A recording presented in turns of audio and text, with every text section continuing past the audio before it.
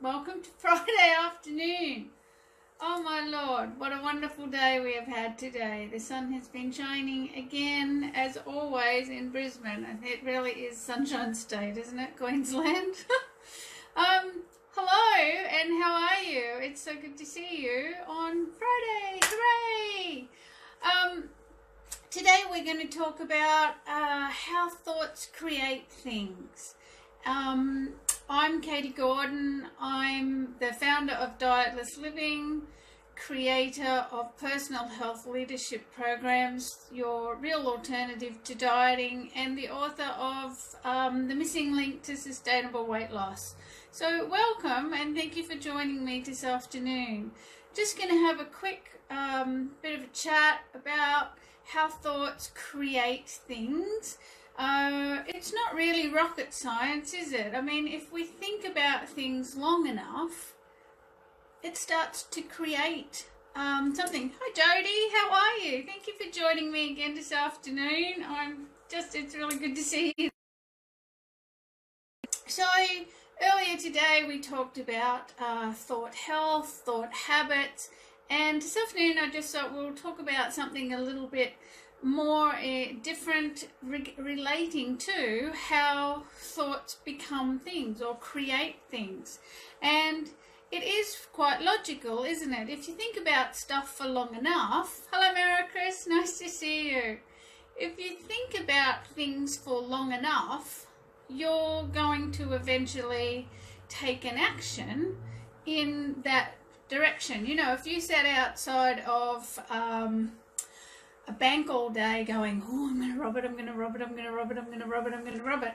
Eventually, you would find yourself taking that action, at least moving towards doing that. You might not actually do it, but you'd eventually open the door and you'd go check it out, you'd have a look around, you would take an action towards that. Now, I know that's not a very positive example to give you, but it's a realistic one because it's one that is illustrating that that's a really heavy, big action, a big thing that you're thinking about doing, and it would have huge consequences. But if you thought about it all day, sat there looking at it, thinking about it, thinking about it, thinking about it, thinking about it, thinking about it, you would eventually lead your body into going and taking an action towards that. And the purpose of that is to explain to you that the things that we dwell on, the things that our mind gets caught in those thinking ruts, you know, like a wheel in a rut, it's the same thing. We can sit there all day thinking about our financial distress, our physical distress, relationship distress. We can sit there and think about these things, and this is the thing that really does happen for most people, is that we focus in on the problems that we have. And the more we think about it, our brain gets caught in the loop of not how do we fix it, but just, oh my God, oh my God, oh my God, and what will happen in these worst case scenarios. So it basically plans ahead for us for the worst case scenario, which is the opposite of what you really want, right? Because what we would prefer is to channel our thoughts into becoming something that we want. So the idea would be to channel your thoughts across into how are you going to problem solve it, and really forget about the problem in regards to it being a problem, but more of a springboard for, okay, well, that's not what I want, what do I want? That's not what I want, what do I want? And keeps bringing back. But your mind gets stuck in loops. So if there's an open loop, and a problem is an open loop, if you think about it, it's not it only closes when the problem has been resolved. So the mind gets stuck in the open loops of life because it has to have closure. You know, that's why they always talk about closure is so important, because our mind has to shut that loop. So whenever we have a problem, it's considering it's an open loop. And so it just keeps going around and around and around on it until it finds a solution. But because it's stuck in that loop, it's not actually looking for a solution. So our job is to direct our mind to outside of that loop so that we can find the solution, so we can shut the loop. Does that make sense?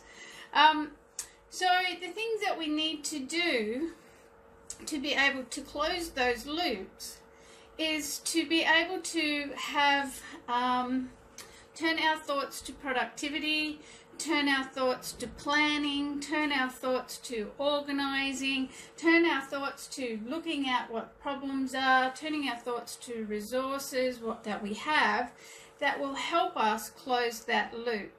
And the thing about closing those loops is then you start to feel more powerful inside yourself rather than disempowered, because an open loop of a problem does leave us feeling less powerful than we would desire.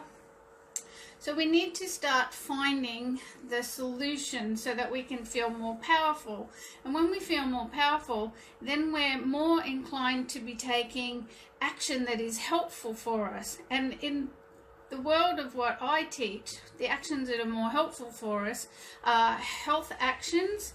They are thought habit actions that are helpful for you. So it's thinking about turning your thoughts across to things that are going to be helpful for you, turning your thoughts to activities that are helpful for you, such as what food you're fueling your body with, what thoughts you're fueling your body with, how you're reacting to life, what are the other behaviors, how you're interacting with the people in your life. Are you, because when we're tense and cranky, then we're tense and cranky with everyone else, and that makes them tense and cranky, and then we all get extra tense and cranky. Hi Joe, nice to see you again. Thank you for joining.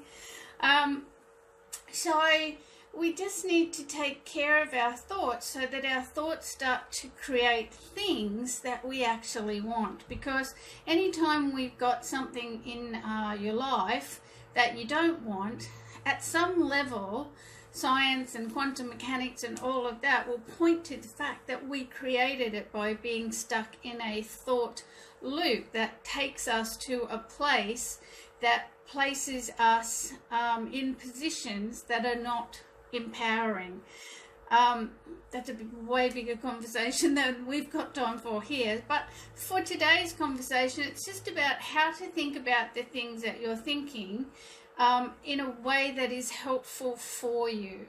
So we all know getting stuck in a problem feels terrible, doesn't feel helpful, and what we want to do is move it out. The trouble is getting that thought out of the rut so that you can start creating better feelings and better thoughts and better behaviors. So one of the things that people use are affirmations, right? There's gratitude, there's appreciation, kindness. These are really great things to use as a bit of leverage, like a springboard, a bit of leverage to help you get going. It's sort of like if you're a car stuck in a muddy puddle and you put some branches under the wheels, it gives you a bit of traction. So affirmations are really good to help you spring out, but you can't get stuck in the loop of an affirmation because that doesn't have any emotional connection for you, which means that you won't stay with that very long, and it doesn't really mean anything in your mind. So what you need to do is grab that affirmation and then build on the story. And it's okay that it's an actual story. It doesn't have to be reality.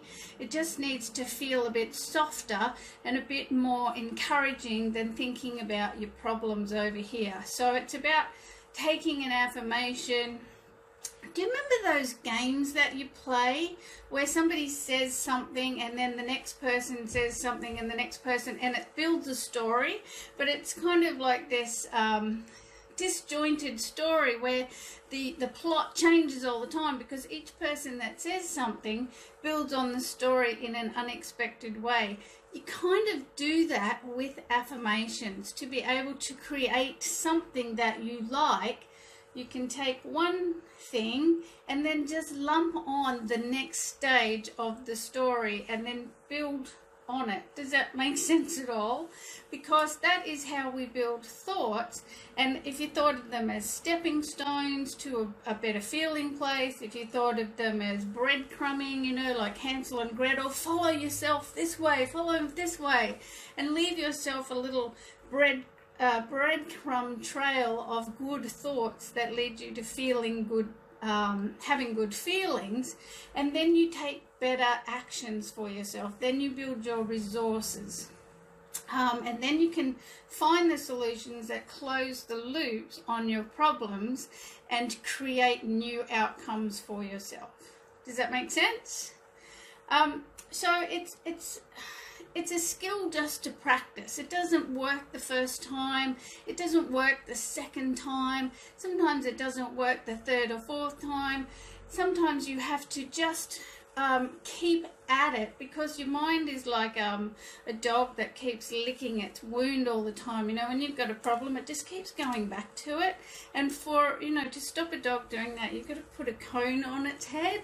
So that the thinking about bringing your mind back to an affirmation and building the story is kind of like putting a little cone on the head, so you can't keep going back to that problem.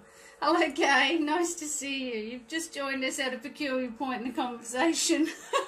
So we're just talking about how to get your mind out of those muddy puddles of being stuck in regurgitating on problems, and how to start talking about, grab an affirmation, any affirmation that you can, and then just build on that affirmation. Just keep making extra thoughts, even if you just lump a bunch of affirmations together, it still works.